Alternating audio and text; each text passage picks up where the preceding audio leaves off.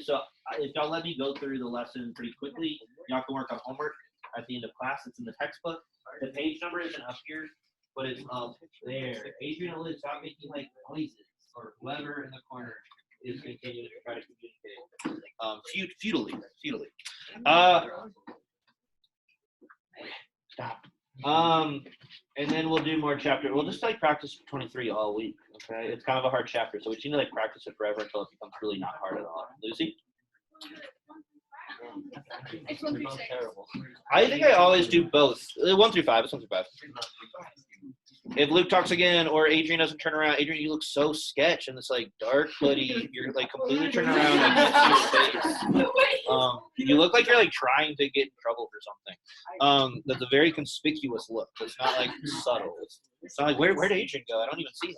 No, it's like okay. This is the vocab this week. Let's see. Maybe I'll tell you guys. It's like I write the quiz as the week goes. I like decide which ones I'm gonna put. I like to put a lot of verbs. There's a whole bunch of verbs here. Oh my gosh. So I'll put like 3 or 4 verbs. A third of the test will be verbs. Most of them are kind of, these are hard. Osindo as show and pecho as seek. Those are hard. You're going to forget them. I guarantee. But primo and o primo are pretty easy. Press and suppress. Verto is turn. So we get vice versa from this. Vice is vice. It means like with the position having been turned. So that's actually a perfect passive participle. So if you know vice versa and you think of that as something having been turned around, like something having flipped, maybe that's not too hard. What else? I might put umquam because sometimes I'm worried I don't know numquam. Numquam is never, umquam is ever. I probably won't put magnanimous. It doesn't show up too much. It's not the same as modern, so it's a little more. Aliquis or quisquid. I'll probably put one of these. Quisquid and quidquid are fun. It sounds like something Jar Jar Binks would say. Like that'd be something native to his language. Socrates is priest, maybe. I don't know. It doesn't show up that much. And all these nouns, like I'll put like 3 or 4 of these nouns. They're all kind of medium level. Ducks and horse. Ducks for leader and horse is kind of easy. All right. Let's reteach participles. Okay. I do think it's important to keep the structure kind of visually in mind. We have these 4 different types of participles. Present active, perfect passive, and then we have both future active and future passive. So this is just 3 tenses. It's not like we have like imperfect participles or future. No, we do have future. Pluperfect participles. We have participles of 3 different tenses, and they can have one of the 2 voices. They can either be active, present active, or future active, or they can be passive, perfect passive, or future passive. This doesn't mean anything to you if you don't understand like what these participles are as like conceptually, or how to identify them, or how to translate them. So I have specially designed the next few slides to help us do that. And then we're going to practice it. So the first of the 4 participles is present active, okay? If we don't have a present passive participle, I don't know what that would be. Yeah, I don't know what that would be. I don't know how that would sound. So it's formed. How do you form these present active participles? You take the second principal part of a verb, and then you basically stick these endings that start with NS or NT onto them and give them essentially third declension endings. So with all 4 of these participles, you're taking a verb and you're forcing a noun ending onto it. Present active get third declension endings, Cora. And all of these other 3 actually get first or second declension endings. So it's literally taking a verb and making it a noun, even though it's kind of usually an adjective. But yeah, again, third declension, these get third declension endings. These all get first and second, like us, type endings from either first or second, depending on if it's masc or fem. But anyway, the nominative present active participle will get the NS, but everything after that gets NT, and then you end up with do I have this? So like this is what a present active participle of ago, agra, to do, or to act looks like in all cases, because it potentially needs to be in any given case. Like if it's like these are kind of like adjectives, right? The verbs that become adjectives merely. And if it's modifying like an ablative or dative, it needs to be against.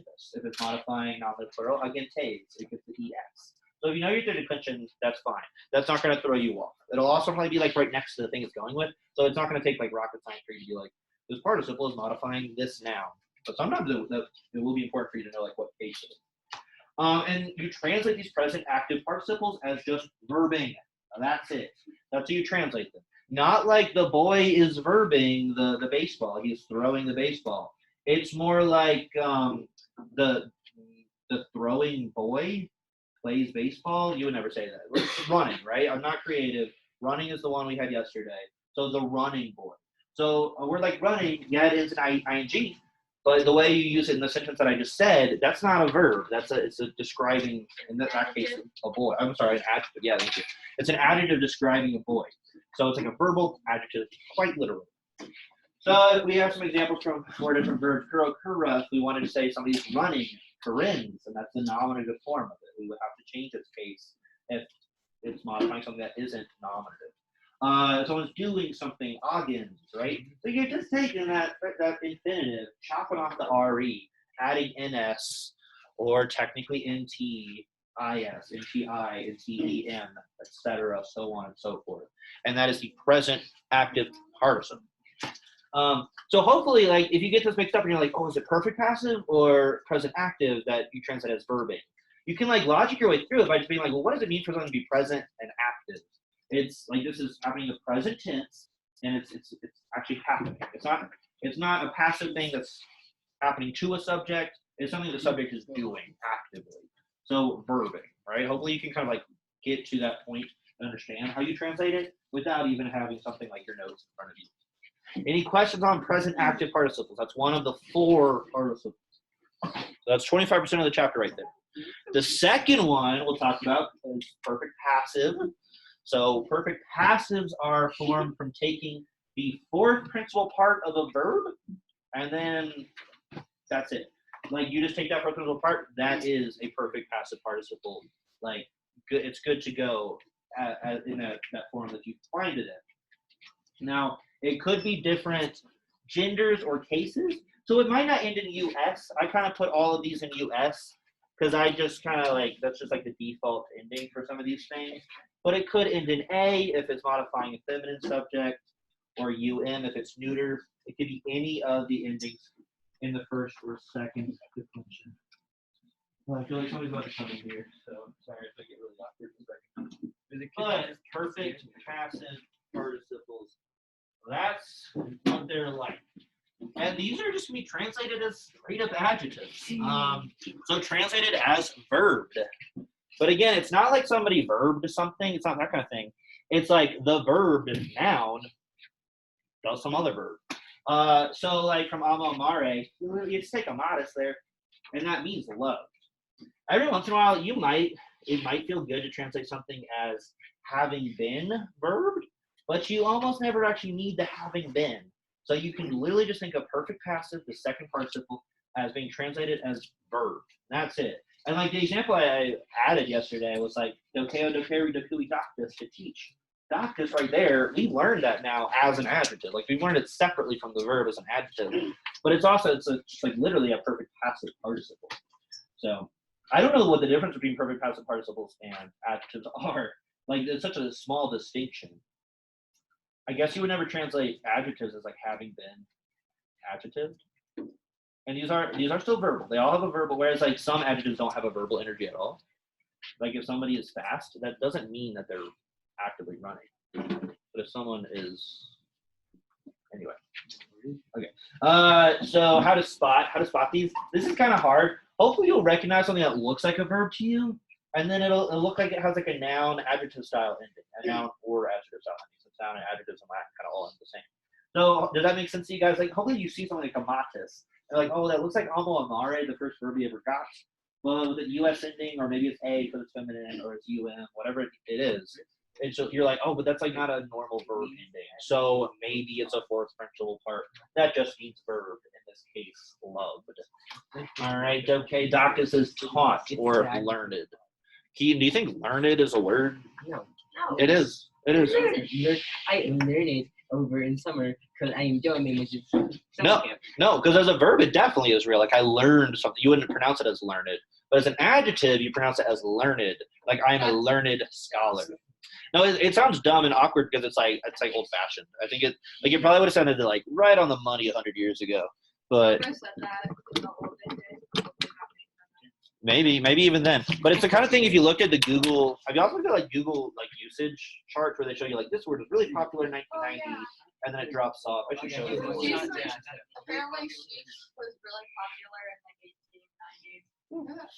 It's weird to look at slang, especially in the late Victorian, like the late 19th century. The slang they use is weird. Okay was like an edgy, weird, not weird, but it was like I think it was like futuristic to say that 150 years ago. Like the rich people knew about it first. Like okay, like it was like some weird code. I don't know. So like they didn't used to say okay. Well, what did they say? Like yes. Just all right, or like got it. They probably didn't say got it's probably kind of recent. Yeah, I used to think, sometimes people ask you, they're like, oh, do you want like just the donuts? You want donuts, and you're like, oh, I'm good. Sometimes I think old people, I've been talking about this, they don't like when you say that. They'd rather you be like, I don't want donuts, because they're like, what do you mean you're good? That's not what I was asking. Like, what are you even talking about? Is the what way?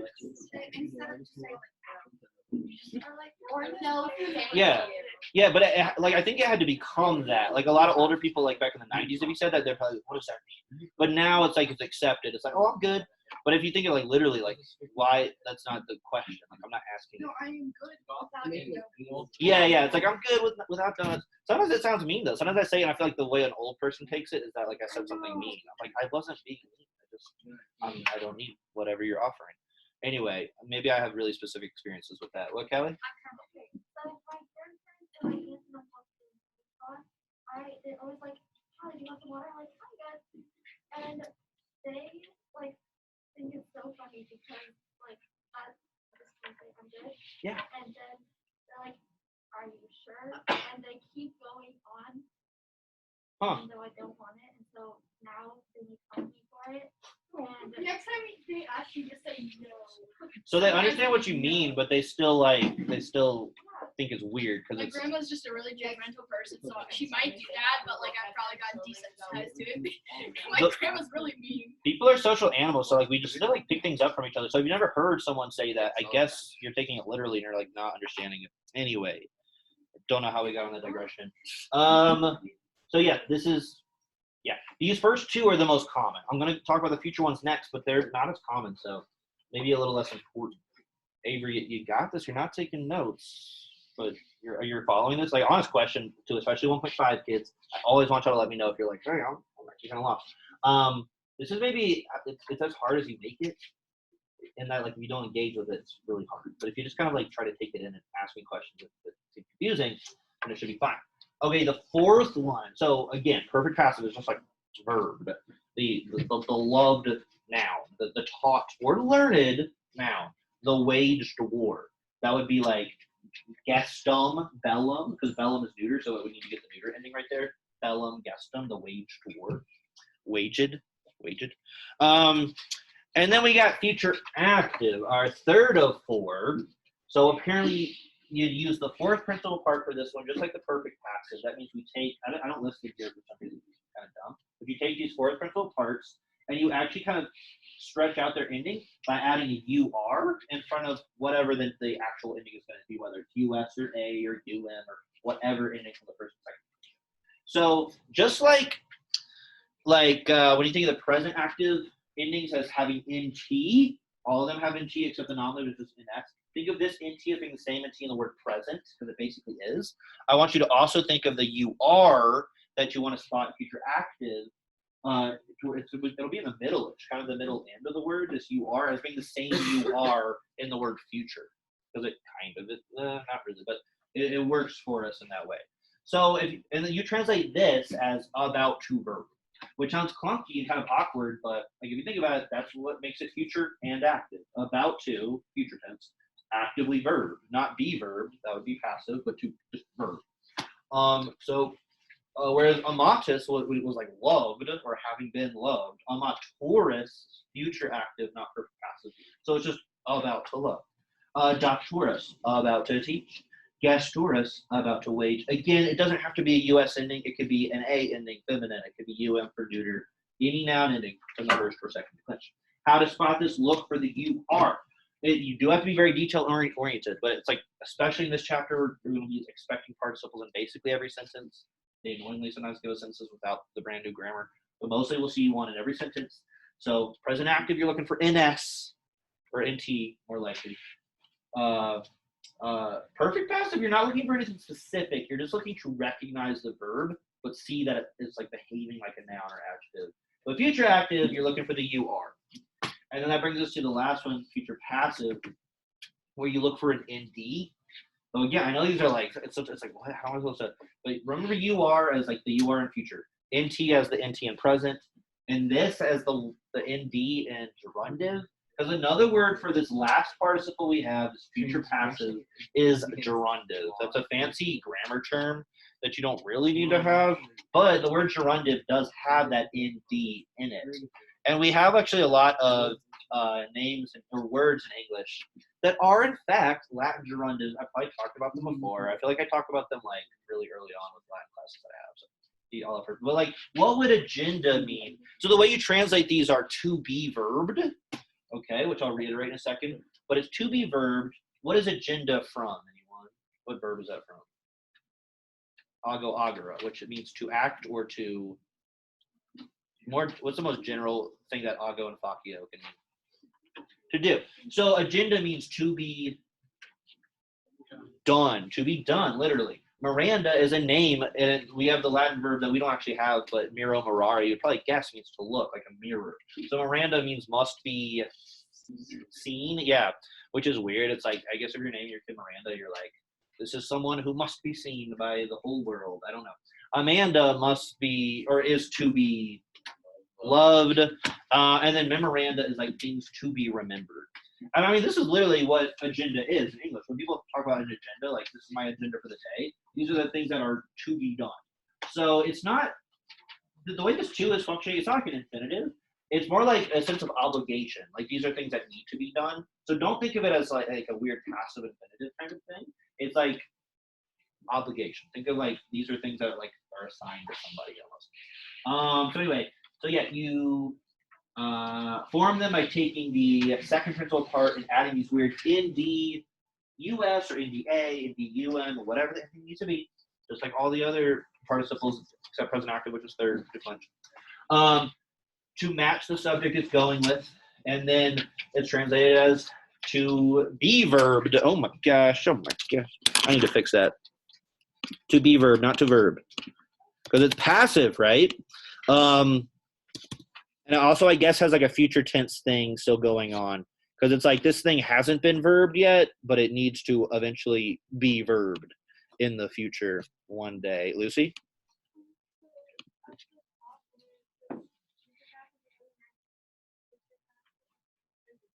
Oh, weird. Okay, thank you. That helps as well. Okay, so look for the ND. You gotta look for the ND. That feels like such a random. It's not even a sequence of letters. I feel like to use the word sequence properly, that has to be at least like 3 characters. This is like 2 letters next to each other. But I guess that's enough for us to be detail oriented enough to like, oh, that's a future passive participle. But the 2 future ones, like I keep saying, they're really rare. We're gonna see a whole bunch of present active, verbing words, and perfect passive verbed, basically adjectives. But we will not see too many future active or passive. In fact, I feel like we see 1 active and 1 electiones, and then like we don't see any passive. There might be 1 passive sentence where like I sent my student to school to be taught, like docendas, and they would have to agree with the student, or son, or whatever it is.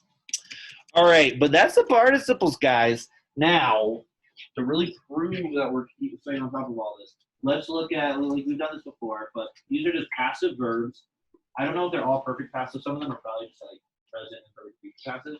But we have the gloss word down here. So let's do like 5 or so of these, and then I have versions of this where it's participles. And so we'll see if we can retain our old knowledge of just regular weird passive verbs, and then also talk about our brand new participles, half of which are passive as well as these verbs. So neglectus est is third person, Allie. So how should it be translated? It's going to be a he or she kind of thing. It is perfect tense and passive. I'll start us off easy by just kind of saying all these things first. So he or she what? Not actively neglects, but, and it's perfect tense. Don't think of est looking present tense. Altogether, this is perfect. Good. Has, yes. He or she or it has been neglected. Oh, and I had sentences too. Let's not do those. Which student has been neglected by a bad school? I don't think that's even Clediscipulus. Is that good? Yes, that's okay. Anyway, I have like a regular present passive version of it here. Present active and then perfect active. The latest sumus, Braden, is going to be we. I'm going to destroy. Get perfect and passive. It's not we actively destroy, but we. What helping verb makes it perfect? We have two options. One that starts with a W, one that starts with an H. We were, then what? Destroying or destroyed? Yeah, we were destroyed. Good. We were destroyed, or we have been destroyed. Very good. Whereas, what did I change there? Cupitus S from Cupio Cupire. I think some of these don't make sense. Like I purposely made some that not make sense. Hayden or Dan. What is this going to be? You, second person. Perfect passive. You.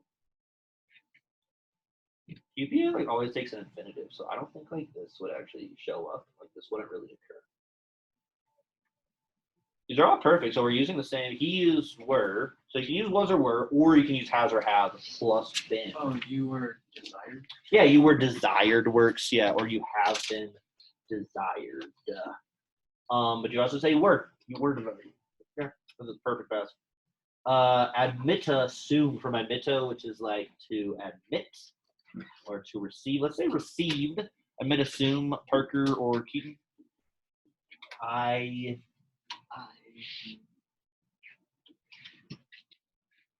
assume all by itself as I am, but along with the participle, huh? I am admitting.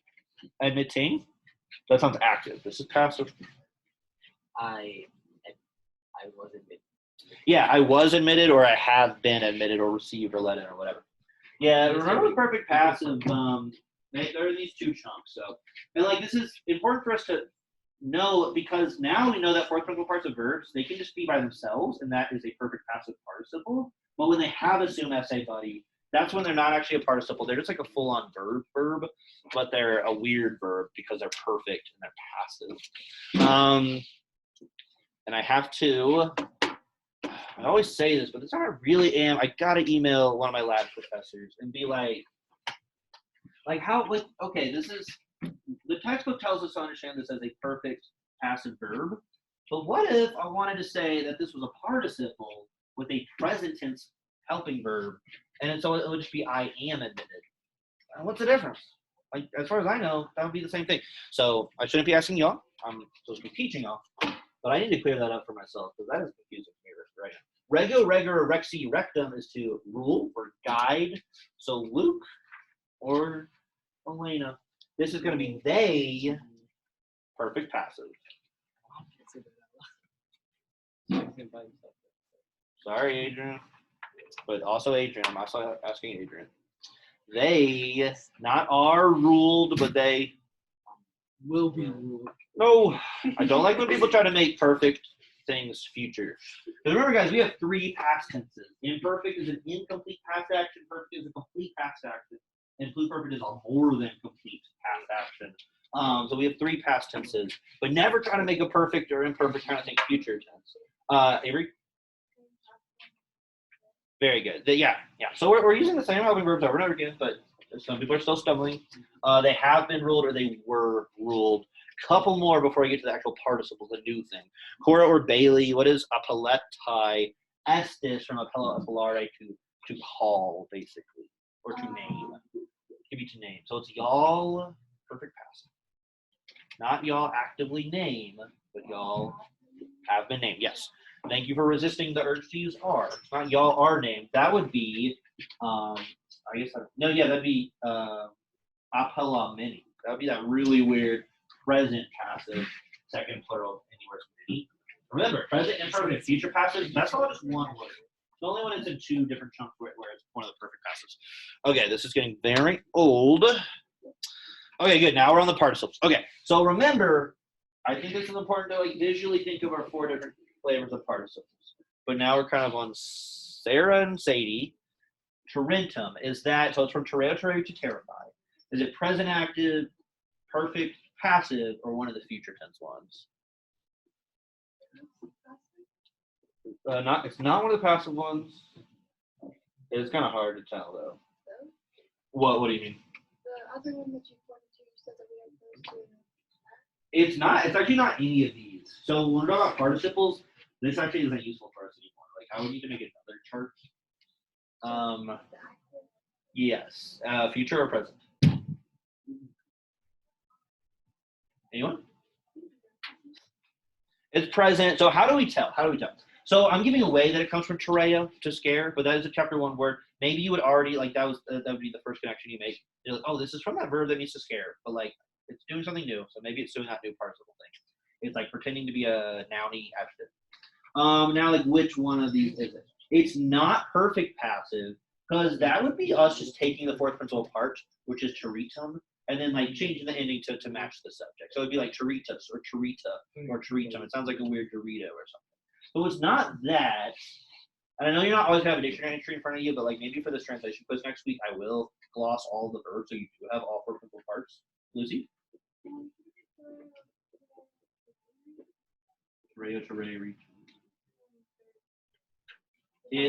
I think this is second actually.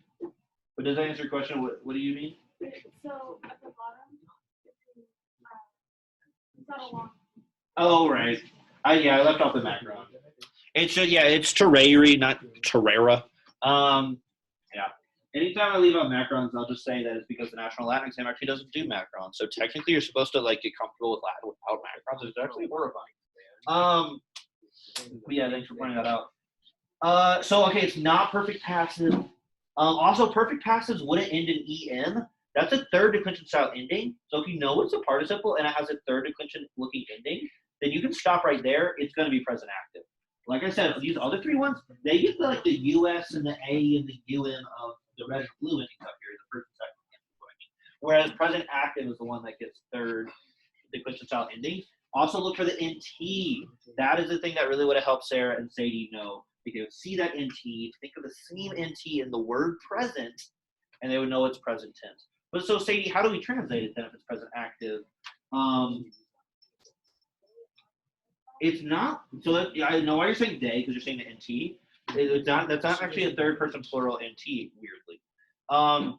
So I'll say them all, but I'll give it away by doing this. But so we translate present active as verbing, perfect passive as verbed, future active is about to verb, and future passive is to be verbed. So did you remember? So what is this form? It's present active, so it's just verbing. So it's terrifying. Yeah. Wait. To terrify, not fearing. That would be from Timoris. I was like afraid I was going to do that, and then I did do it. Scaring. Because it's present and it's active. So, like, I don't know what context you would use this in. Like, it sounds awkward to try to use the scaring, like, monster. You'd say scary. You would just use, like, an actual adjective. Yeah, I can't think of a context, honestly. But, like, I guess it's not really the important thing here. But this is present active, so let's just translate that to scaring. Now, to give you an example of the other three participles that aren't present active of terreo, terrari, teritus or terita or teritum, depending on the gender, that would be terrified or scared. See how it's different when it's active? When it's active, somebody's doing the scaring. When it's passive, it's happening to this implied subject. Adrian, chill out. Territoris, territura, territorum. You basically just squeeze the U-R into the perfect passive, and it becomes future active, and that's about to verb. And then terendus with the weird ND, the gerundive ND, is to be terrified. Okay, keep moving. Rapturus, from rapio, rapra is to seize. So prudence or Cali, what kind of participle is rapturus? Yes, it's future active because you spotted what two letters basically, Prudence? The UR, that's basically it. If it was just raptus, that would be the exact fourth principal part in a masculine form. And that would be perfect passive. That'd be like seeds. Keaton, dude, this is like pretty hard stuff. If you're missing this, I don't know what the rest of the semester looks like. If you like don't know how to do with participles, like the rest of Latin, really foggy and confusing. But if it was just the fourth principal part, that would be like snatched. But this is This has the UR added in, so it's future active. So how would we translate this, Callie? Not snatched, but about to snatch. Yeah, future active, about to snatch. And then I have the examples of the other. So the present active form, rapiens, rapientis, or whatever third person ending it needs to have, would be like snatching or seizing. Rapius, like I already said, would just be snatched. Rapientis would be like to be snatched. That'd be the rare future passive. But here, this is a future active about to verb. Errati from Ero Errare, classic chapter 1 style verb. It means to wander. Let's go with wander. What kind of participle will this be? Avery or Lucy? Or Cammy? So when they look, a lot of these participles end up a little longer. When they look really short, that sometimes is a clue as to what it might be. I don't want to give it away yet. And also remember, a lot of these, like, it's showing you how they end, but it's open-ended. Like, a lot of these, they can end with all sorts of different endings depending on what case it needs to be, what gender it needs to be. So what kind of participle is this one? It's not present active. I don't see the NT or the NS anywhere.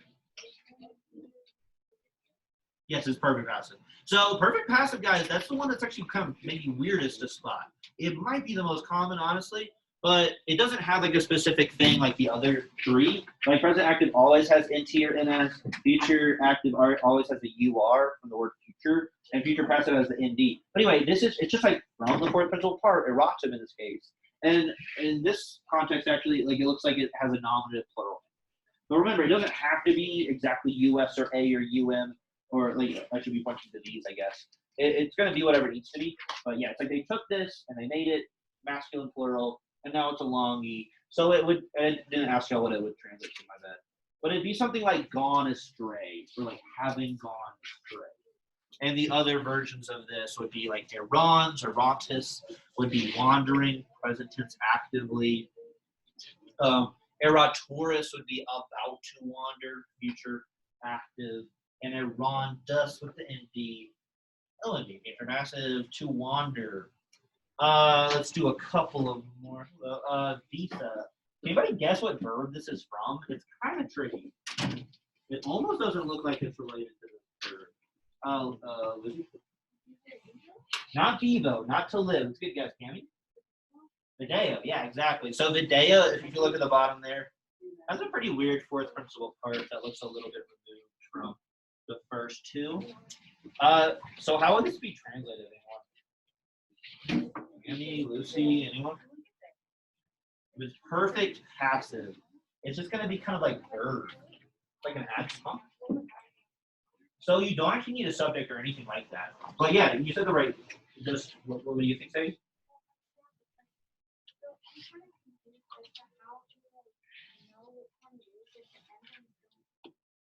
If the endings don't match, good. I'll address that because that is a really good question. But yeah, this would just be like seen. Like it could be having been seen, but you don't really need these helping verbs having been.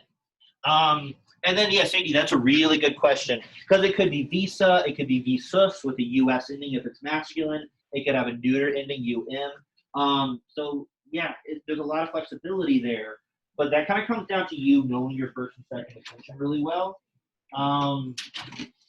Because yeah, like so, Sadie, do you understand this one concept where like this is relevant. This is all relevant. Latin adjective, their dictionary entries are like this. Like it's some one of our classic adjectives, magnus, magna, magnum.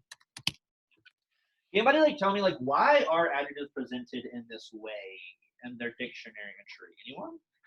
We maybe never have like stopped to like talk about it. They're basically telling you that the adjective can take on any first or second declension noun ending. So when I say that, I mean like the red and the blue endings on here, like the A's, the AE's, the AM, and UM for masculine, long O for alliterative masculine, long I, here, etc. So basically, these adjectives are saying like, yep, we can be first or second declension, and here's our masculine nominative, our feminine nominative, and our neuter nominative. Sorry, that's supposed to be magnum. So it's a guide for understanding that it can take on not just these three endings, but any of the red and blue endings up here. And that's how at least three of these participles also are. The perfect passive and the two future participles, they can technically take any of these on. So that's why I say it's important that we like know these weird, admittedly hard to remember, but important like notifiers. That's not a word. Signifiers, which is like you are showing up in a future active, Indy in a future passive. And then yeah, like the reason Lucy, well, y'all did figure out it's perfect passive, but it's probably gonna take people longer to figure out something's perfect passive because there's like less of a thing that identifies it as that. So I don't know how who was it, Tammy? I guess you were just thinking, or maybe Lucy, we're just thinking of bee verbs, and they got kind of lucky or something because we do have a few bee verbs. But yeah, if you use your dictionary, if you try to look up bee society in the dictionary, you might not find anything. Who uses Wiktionary? Who be using Wiktionary here?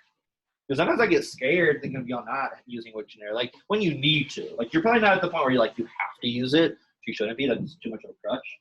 But like if there's words you come across when you do homework, that'd be such a model student thing to do. Like as soon as you go home from school, you go to Wiktionary and you're like, these are the words I didn't know what to do with when I did Latin homework and essay because I'm a really good student. But yeah, it's like I don't know, Sadie. I don't know what to tell you in terms of like if you came across this and didn't know it was coming from the day of the dairy. That's pretty tough. So yeah, we should review. I have a list of most verbs. Their fourth principal part is like very easy to identify. But I have a list of the ones where they have weirder fourth principal parts. So I'll find that and I'll show it tomorrow. Because most verbs, like it's actually the third principal part is the weird one, not so much the fourth principal part. Yeah, usually it's a perfect stem that'll throw you off, and not necessarily the fourth. Are you looking for a certain class, or? No, I was looking for Aiden. I thought it was him, but. Where's 9B right now? I don't know. It's the hair. All I saw was the hair. Sure. Yeah. Sorry. I don't. Can we go yell at him? We might not know where 9B is. Good luck.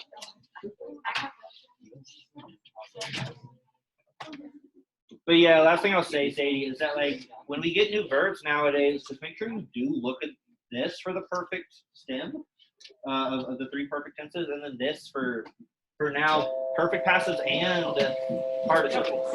All right, guys, that was truly an incredible class. I will see y'all tomorrow. Short of a class. Huh?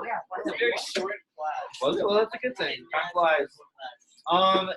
Do your homework and essay today, guys. Miss Newbern probably will be back, so y'all can.